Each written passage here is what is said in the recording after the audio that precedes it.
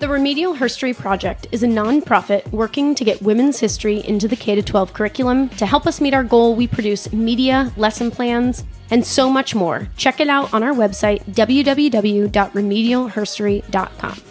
The Remedial Herstory Project is funded through grants and by listeners like you. Please head over to patreon.com and become a supporter of the Remedial Herstory Project. You too can help us reform education and allow women to be seen, heard, and complicated.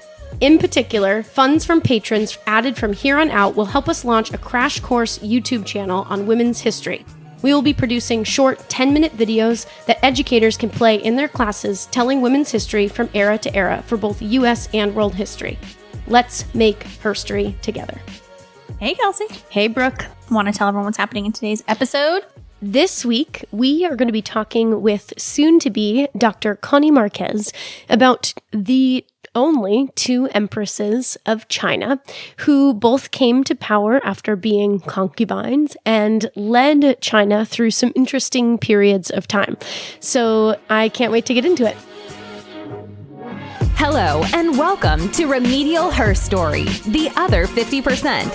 The podcast that explores what happened to the women in history class.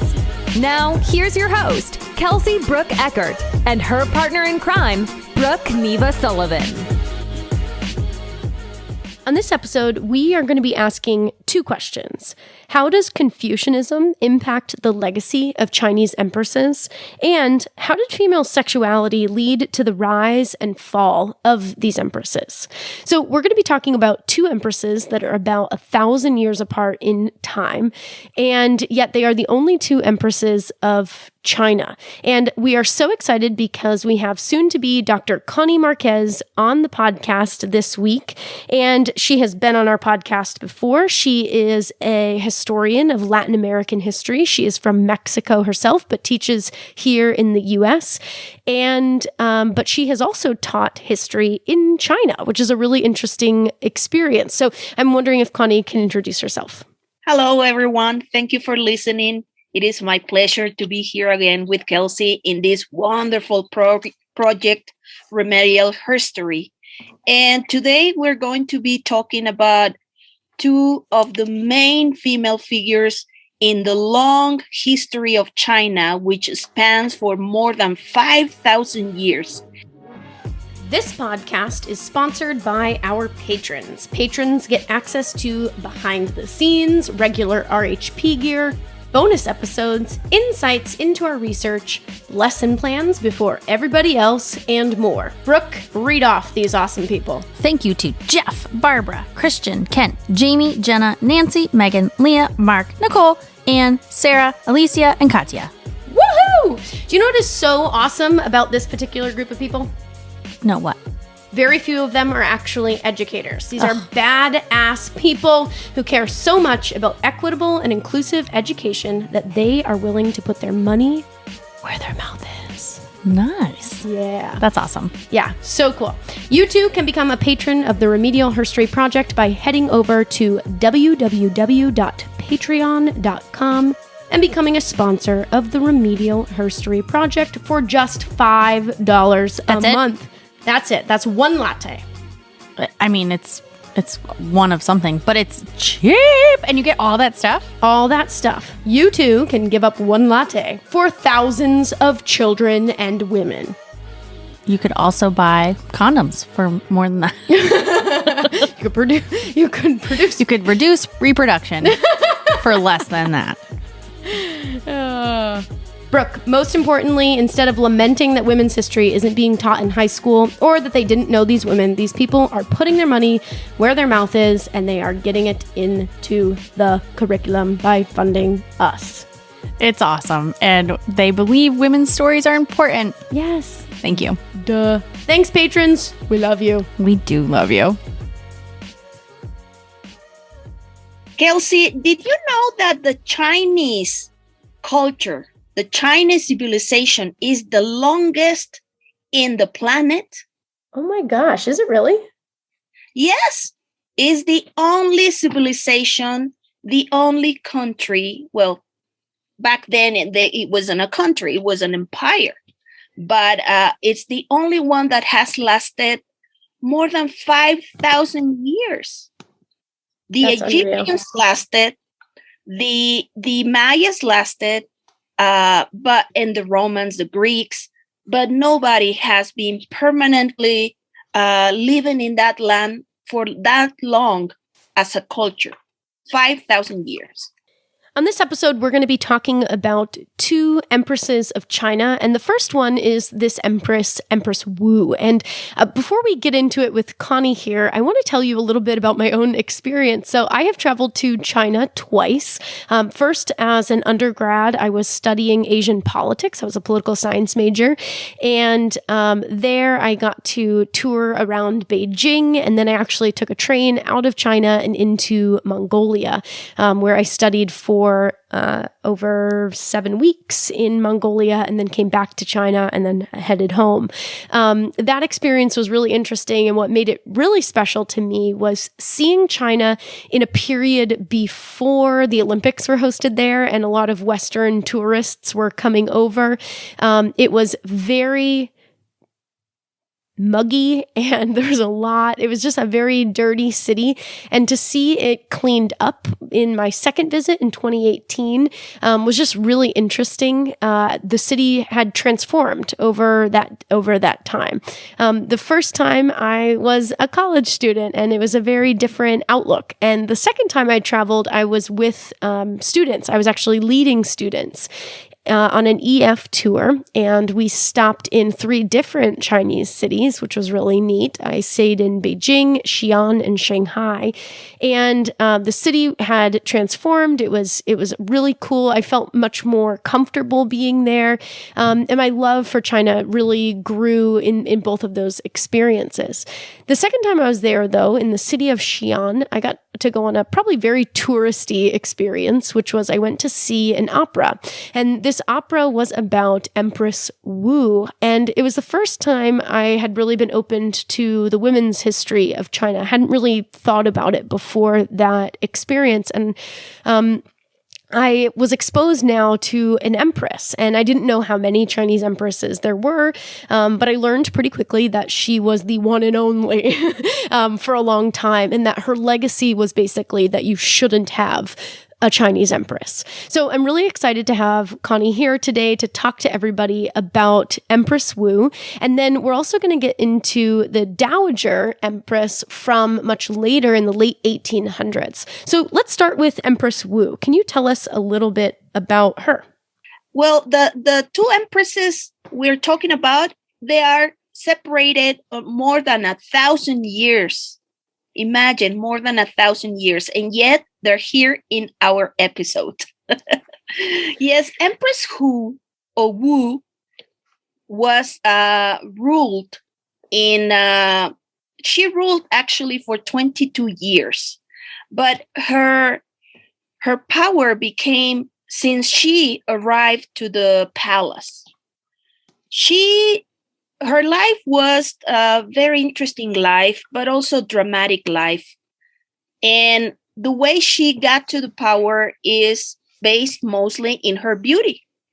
Mm-hmm. Meaning she was selected.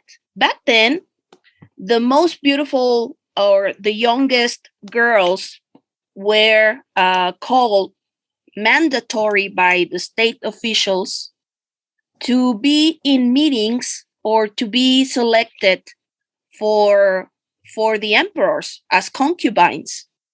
It was the equivalent of winning Miss World or, the contest of beauty. She was called and selected to one of these tests that the emperor sent the officials to do. She was of an upper class, so it wasn't like they were doing beauty tests to everyone like peasant. They still had a very strong caste, if you will, or social class society in which you had to be born in certain social class to be selected. So she was selected, and she was named one of the concubines of the emperor. And she was the wife of 2 emperors, the mother of 2 more emperors, and just to crown all these triumphs, because for all the women besides Wu, that was enough, right? To be the wife of an emperor. But she wasn't not only the wife of 1 emperor, she was the wife of 2 emperors. And then she mothered 2 more emperors. But that was not enough for her, and she was an empress herself. That's amazing. She lived on our time in the first years of our time. She lived from 624 to 705 AD. And she was a ruler in 683. So it was in her last years, right? But she was, in those years, Confucianism was the state religion. And Confucianism became the way Chinese society ruled. And she was raised in this religion, but she knew that in this religion, the way the things were ordered by the precepts of this religion was that you had to obey your parents, you had to obey your husband.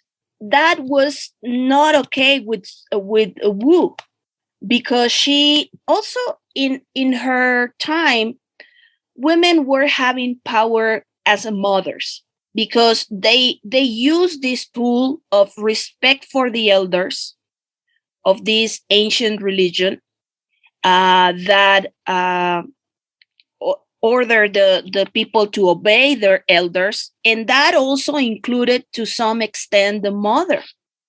So that's why she was able to rule over her sons as well. But as a way to respect this religion, to respect the elders, she also knew the way to break with that. And the way to break with Confucianism for Wu was to embrace Buddhism. In her reign, let's say also when she was the woman behind the power, she was not empresses per se, but she was the one who ruled. And the emperor, who was her second husband, the son of her first husband, ruled with always taking her opinion in consideration. So she was there. And that she identified that one of the main blocks or walls to stop her power was also the Confucianism as an ideology, but also for the monks, for the ministers who follow this philosophy. This philosophy didn't fit well with her idea of being free to rule, and particularly that the woman has a secondary role always beyond a man. So she saw this as a way to be free by embracing Buddhism. Actually, she opened and she created many Buddhism shrines, and she also, her tomb is a Buddhist shrine. So, meaning the figure that she is of Buddhism inspiration. She's not exactly looked at well in history. Can you tell me a little bit about the legacy of her rule? I consulted the book of Jonathan Clements that the title is Wu, the Chinese Empress who schemed, seduced, and murdered her way to become a living god. This book was published in 2014. And Jonathan Clements let us know that Empress Wu was it's been one of the main figures in The Only Empress. That's enough to make it to the history books, right? But because of that, she has been the subject of controversial, and also the sources are very contradictory. She also had her own writers. Two nephews wrote her biography that she was able to control when she was alive. But then when she died, those who were silenced by her power start to speak up.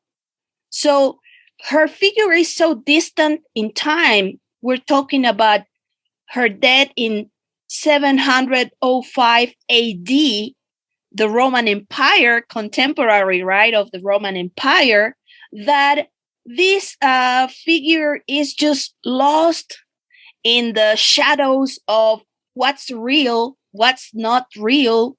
And with the time, with the years, and confronting the letters, it's so difficult because it's so lost in time. And since she was ruling, she had defectors or detractors, and she had people who supported. So she was a two-side figure. Those who praise her and those who made her virtues, such as a strong women and smart women, to say that she was evil.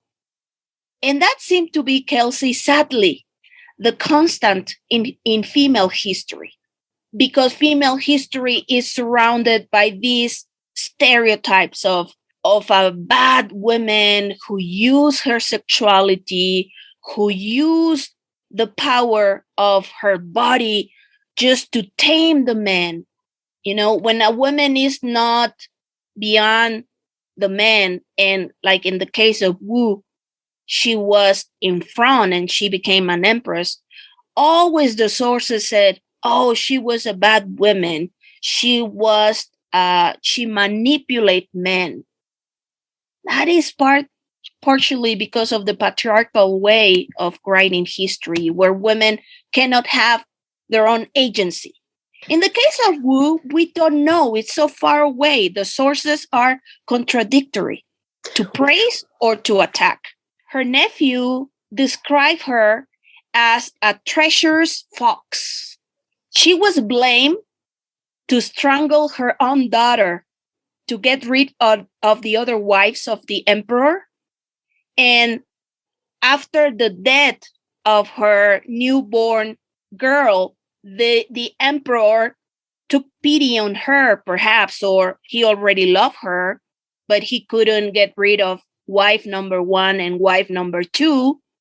So with these, they were blamed, and this crime was made into an advantage and opened the path to Wu. So the idea of blaming her own, blaming Wu to strangle her own daughter also appears in the chronicles right after her death.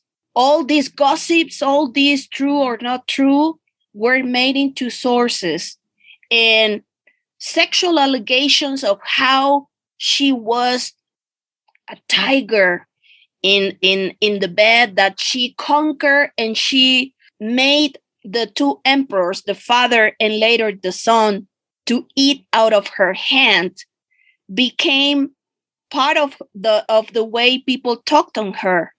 But when she died, all these enemies were allowed, because she was replaced by a son who never wanted her, because that's another part of the Wu story, Kelsie. According to Jonathan Clements and the other sources that I consulted, because she was much into power, she wasn't liked by her own family. Her own family despised her, meaning her sons. they wouldn't say anything when she was alive, but actually she was forced to give up the power of as an empress months before she died. She was forced to resign months before her death, and that was made by her own son. So it is believed that the archaeologists had found evidences of violent deaths on her family, and this is not a myth only. That's important to say. Chinese historians and archaeologists are still digging, are still trying to create a more realistic portrait of Wu. But in the case of Wu, it is known that she had wars. I mean, she sponsored wars, and it was a very violent period.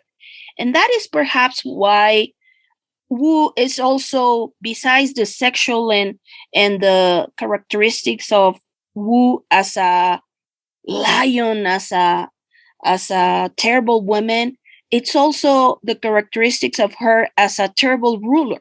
The only way we know for sure, or at least it can get us clear of her legacy, is that the children who survived her left her memorial blank. She sent away the heir, the son, Prince Xian, to be banished to a distant province and later forced to commit suicide. And this was said when she was alive. So her memorial, that should be full of decoration, is just blank. And that is believed that, but the other people say that the memorial is blank because she was so great that no words could express how great she was. So right now, in talking about Wu, we cannot separate fiction from reality, because it's not only far away in time, but also in the time she was alive, the biographies were also filled with mythology. We're talking about the Middle Ages, the early Middle Ages, and the end of the Roman Empire in Western history. The only things for sure that the biographies coincide on Wu is that she was smart. By the age of 30, she had seized the reins of power. She was already there as a wife of the second emperor, and she used her second husband incapacitation through illness to rule the empire under his name. And when she entered the prime of her life, she was versed in, of course, in Chinese language, but also there was the classic Chinese language that only the elite and the ministers could speak. And she could do anything she wanted because she married the son of her first husband, who was incapable to rule. Or, according to the biographies, she made him behave like that so she could be the one on the power. So that's so interesting, but also it's so impossible to separate fiction from reality, especially in so far away time. So over 1,000 years later, China has a second empress. Can you tell us a little bit about her? Cixi, I used for this episode, I consulted the book of Zhong Shang, and her book is called The Concubine Who Launched Modern China, Empress Dowager Cixi. And by the name of Dowager, meaning widow, we know that she inherited the power from her husband. But she is not considered an empress. She is considered, and she has passed to the history as a regent. There's a big difference between being an empress and being a regent. the empress is considered to be descendant from God, while a regent is a political but still very powerful position. Yes, a regent, you get to be a regent in ancient, I mean, in before the Chinese Revolution, China, a regent was a ruler, but it wasn't an emperor because the emperor had descendant from God, right? It was a very different. It was a God-given position, if you will, to be an emperor, while being a regent was a political position, a very powerful one. So, Empress Dowager Cixi, or Cixi, pardon my Chinese, lived from 1835 to 1908, the half of the 18th century and the first decade of the 20th century. So, of course, the sources are more close to our time and more books about her rather than mythological accounts, like in the case of Empress Wu. So she was a regent. That's a big difference, being a regent and being an empress, right? And she ruled behind an emperor. She ruled behind her husband, who was declared incapable to rule. And then she named a grandson an emperor. And the grandson was a little one. I think he was like 5 or 6 years old. So she was the one over the power. So first, an incapable husband to rule, an emperor, and then a son who was as well incapable to rule, and then a nephew that she was able to get rid of him by detecting a coup that was a plot against her that was prepared by her nephew, and she was able to order his death.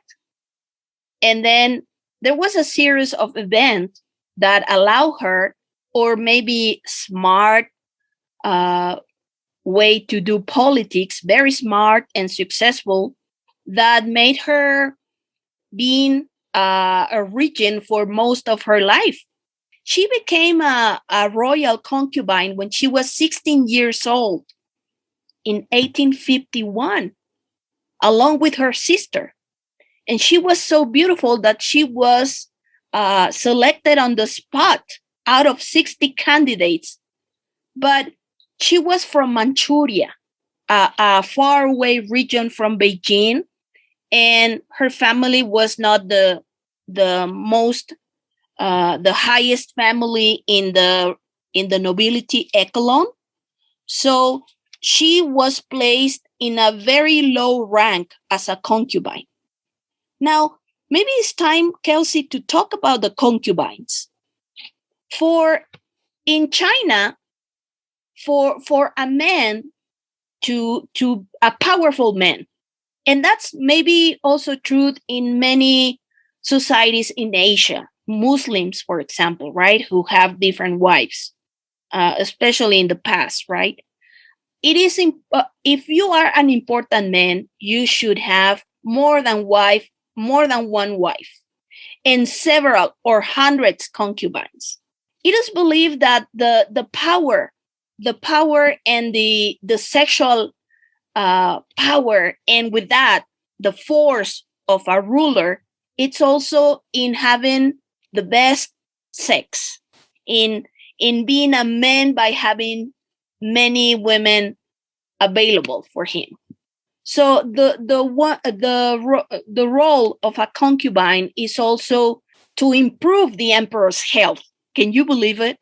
It was considered mandatory for the emperor's health to have multiple concubines.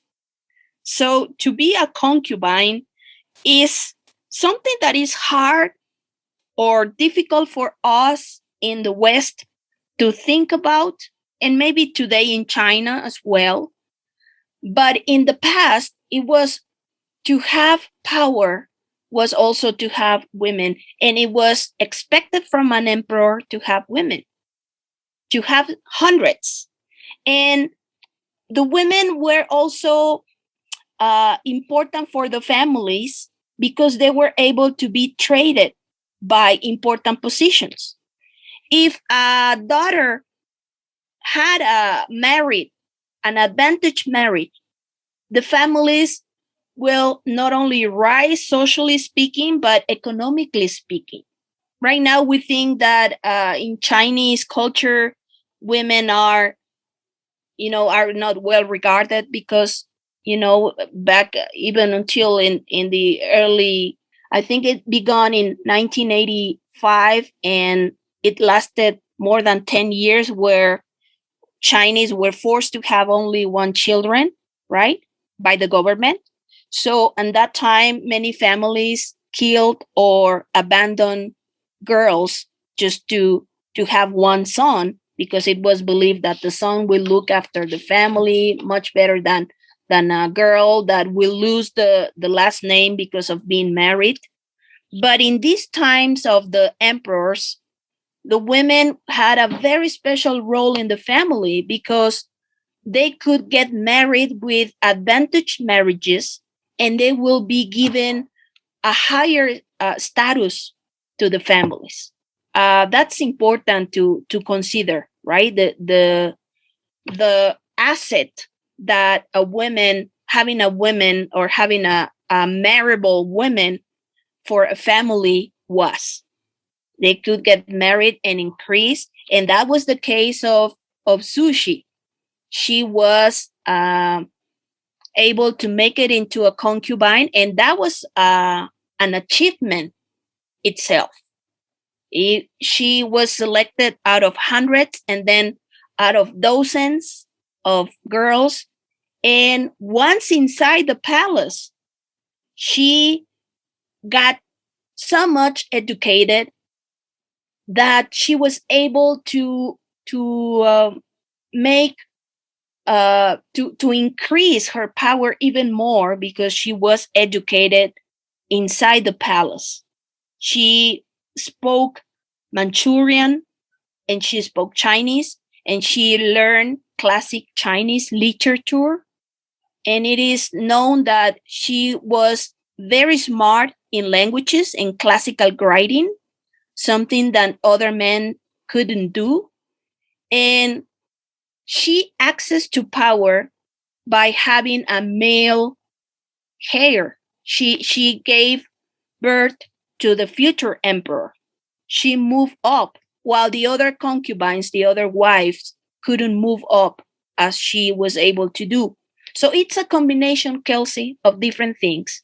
First, being selected for her beauty and smartness as a concubine, then moving her way up from the lower ranks of concubines to the top in decades. It didn't come from one year to another, but then mothered the emperor, and having a husband who was incapable to rule, or at least that's what the chronicle said, that she was able to be a regent because her husband wasn't good enough in the power.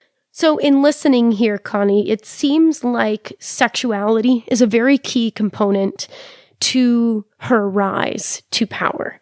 It is. We have to understand, Kelsie, that that's the dynamic. We can be against that, especially today in feminist theory and with our 21st century view.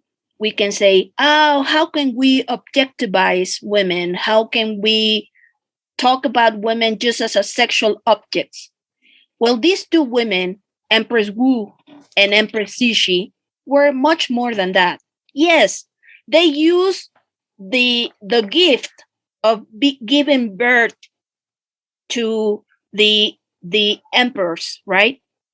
But at the same time, they were smart enough to rule using those those weapons, if you will, those assets.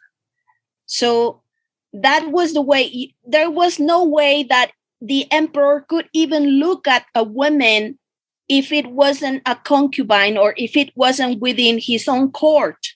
The emperor wouldn't go to the provinces, wouldn't go to meet peasants. It was a highly stratified society, so they could only see what the people surrounded the emperor presented to the emperor.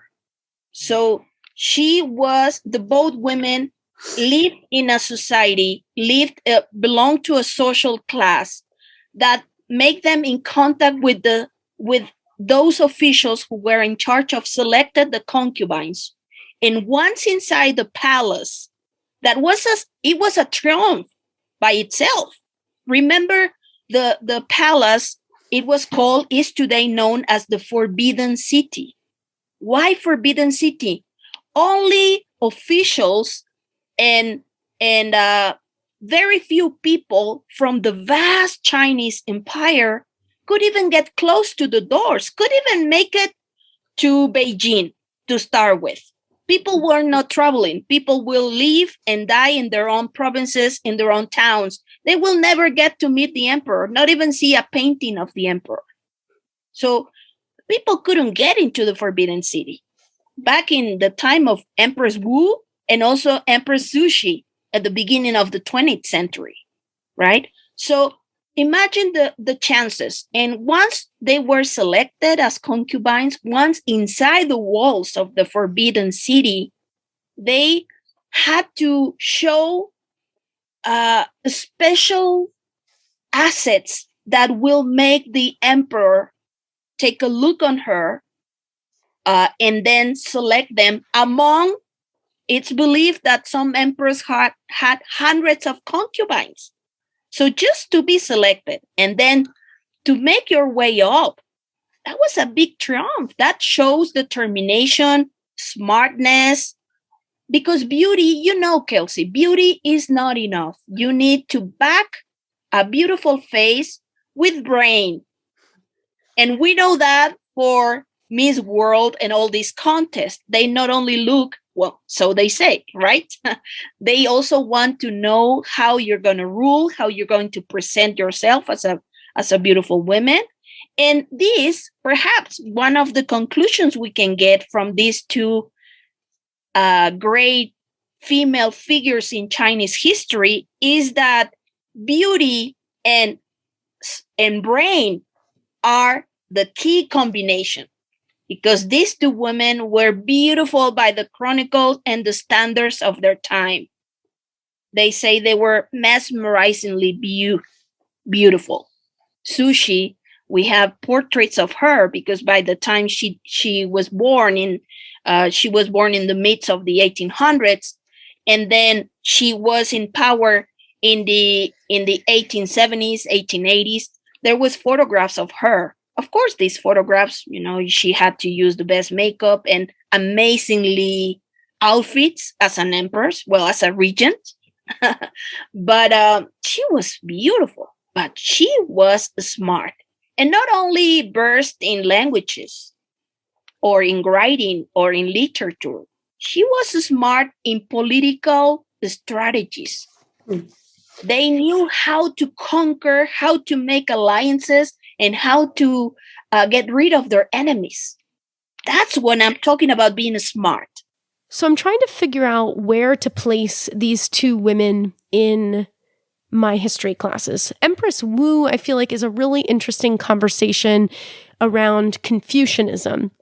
Whereas I feel like this later empress, I'm struggling because in my class, this is the same time as we're learning about the Boxer Rebellion in U.S. history and the open door policy. In world history, we might be putting this in the context of the Opium Wars and kind of the decline of China. And so I guess I'm interested, where can you help me place this empress in context? And do you feel like it is her, or is it just the time frame that she is in that creates this decline for China? Is this an inevitable decline, or did she contribute to that by failure of leadership? Well, first, let's separate Wu from Cixi. Not only more than 1,000 years apart, but in the case of Wu, of Empress Wu, her empire increased with having contact with foreigner powers. It is known that she had good diplomatic and good economical connections with foreigner powers. Actually, in her tomb, you have these figures of people from Persia, from Middle East, right? And also even Jewish and Indian and Tibetan. So she had contact with Persian princes, Jewish merchants, Indian and Tibetan missionaries. So she had a very different position in terms of foreign relations in her time. But as you mentioned, going back to the 19th century and the 20th century, indeed, Cixi in the beginning, she was completely against any foreigner connections, and especially she got to face the Opium War, particularly the Second Opium War, which was from 1856 to 1860. She was key in the stabilization of China after the Second Opium War. And the way to stabilize China, her strategy was to strongly oppose any foreign investment and trading, and refusing any modernization, with little tolerance or no tolerance to Christians and other religions.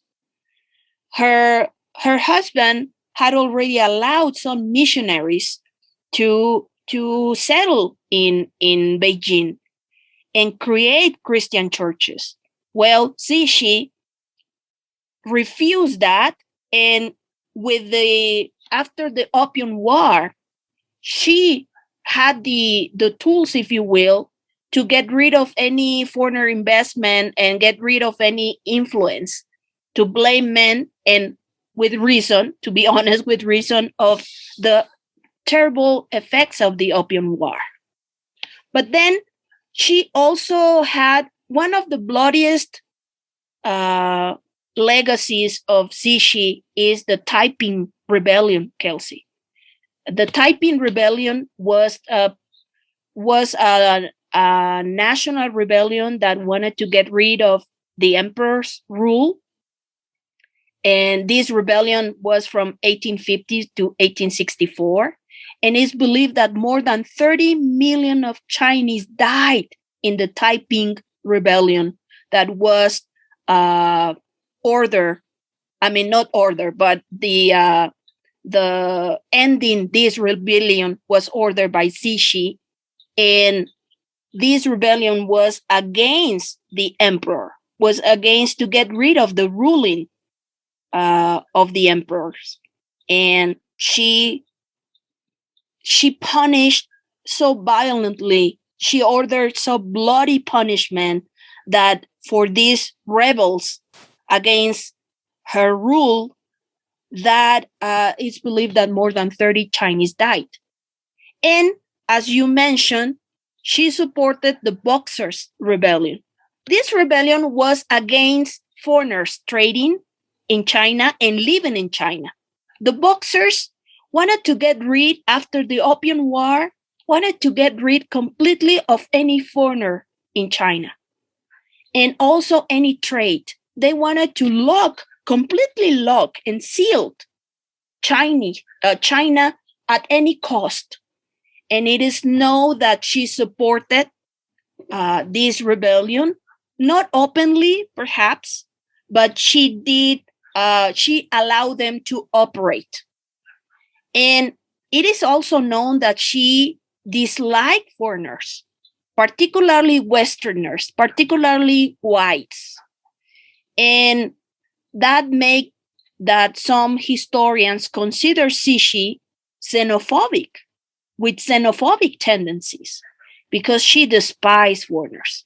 But, and this is the smartness, if you will, or to be utilitarian, or to use the opportunities just to on her own way, when she learned that Westerners were there to stay, particularly in Hong Kong and particularly in the coast, because the trading was important for Chinese economy. And by locking up Chinese economy, the emperor, the state in that time became completely bankrupt. So that made Cixi accept foreigners' trade after the bankruptcy of her own country. So she was able to change sides just to survive, and she was forced by the circumstances, and also inside her ruling, inside the core of the emperor, or her as a regent, they knew that there was no way to resist Westerners in China, especially trading, and especially when China was bankrupt on her administration, and famine attacked many provinces. So people was dying, famine was rampant, and there was bankruptcy in administration, also for their own circumstances of corruption, of taxes and all these made also, and along with having 3 wars, actually 4. The first Opium War, then the second Opium War, and then the Taiping Rebellion, which was a national rebellion from 1850 to 1864. A vast majority of the Chinese population wanted to get rid of the emperor, and they were violently repressed. So bankrupt, with more than 30 million dead on her shoulders, because she ordered this violent massacre repression of the Taiping Rebellion. And then the Opium War effects, the trade, the only way out for the bankrupt in her administration and famine was to trade with Westerners. So she started opening it up. And then when she died, the next emperor, Puyi, is the one who lost the power completely. And that was the arrival of the communists. So I dare to say, Kelsie, that without this difficult moment of bankruptcy and famine and sufferance for Chinese people under Cixi, when she was the regent under Cixi, and then Puyi, who inherited or became emperor when he was a little child. Without this failure of the Chinese emperor system, it wouldn't be possible, the Chinese Revolution. People was tired of these 1,000 years of ruling, and that became, with the Westerners and with the change of times, difficult to be on, right? So Cixi sadly now has this myth of Cixi as the one who gave the last, although she wasn't the last emperor, but she created this big problem that ended up being the death and the complete failure of the emperor's system in China. Do you think that's because of her leadership, or do you think that she just happened to be the leader in that time and it was inevitable? I think it was both. It was both. I was saying that she was very smart, very well versed in culture and in political science, in political strategies. She got to power. She got to be the longest regent in China, right? But she got to be there because she was smart and she used the system, right? She did not embrace another religion like Wu did with Buddhism. She continued the Confucianism religion within the rules. She played the game within the rules. But by playing the games within the rules, she was unable, or she refused to see that there had to be important changes. And I'm not only talking about accepting Westerners and trading. No, it's much more than that. It's about changing. For example, she strongly opposed the creation of a Chinese university with Western professors. She refused that. She refused Chinese to be learning English, for example, when England was the main partner or was one of the main. We have to understand that in those years, the UK, and we're talking about Victorian era, she was contemporary of Victorian Queen in England, Cixi.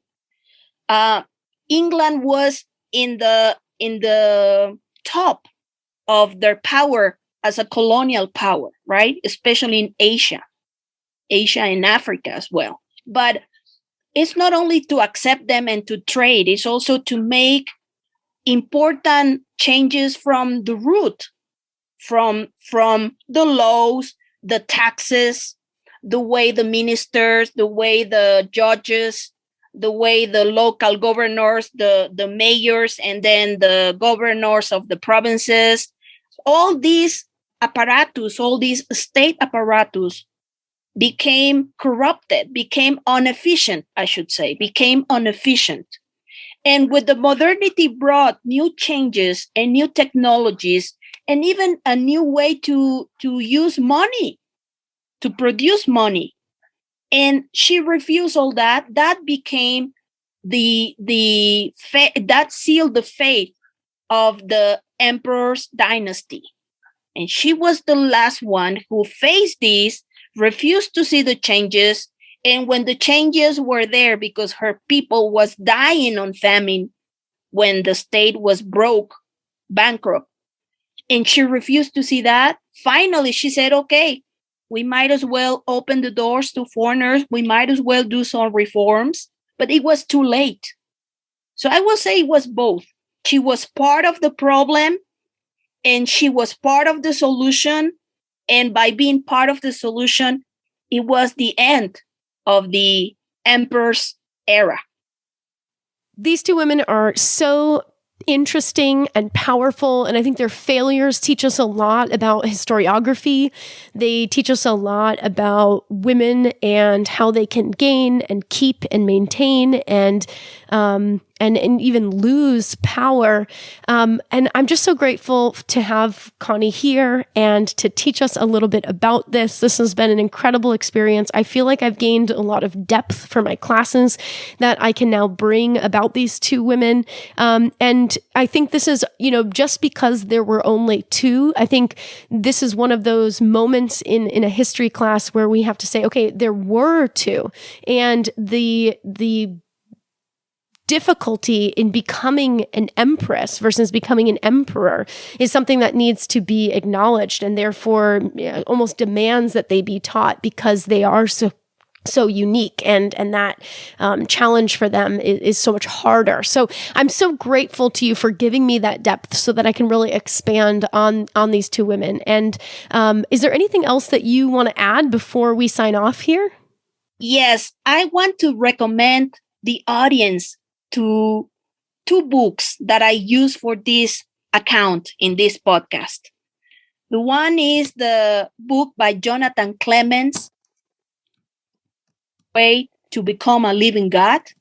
You can buy it on Amazon. And the other is the one I am sure you're gonna love.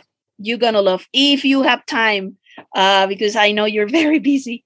But I want to recommend the book of Yun Shang, The Concubine Who Launched Modern China, Empress Dowager Cixi. That's from 2013. And it's a wonderful book. It's a wonderful book. It is set as a book, but also as a novel. Both books are just engaging. You want to know what's next. And in the case of Cixi, it's so recent, if you will, in history, that is more perhaps realistic, is less mythological than Wu. But it's fascinating the way she made her way up from a lowest class concubine to be a regent who ruled for 47 years. Being a woman and ruling 47 years, which was her asset and her downfall, as we discussed. Yeah. So beautiful history and big lessons to learn there, right? Mm-hmm. It takes brains and beauty. The two are lethal combination, as Wu and Cixi show us. Oh my gosh, you're amazing. Thank you, Cony. They are amazing. Thanks so much for listening to Remedial Herstory, the other 50%. Please subscribe, rate, and review wherever you listen to your podcasts to bring more voices to the conversation. We really appreciate that effort. Until next time.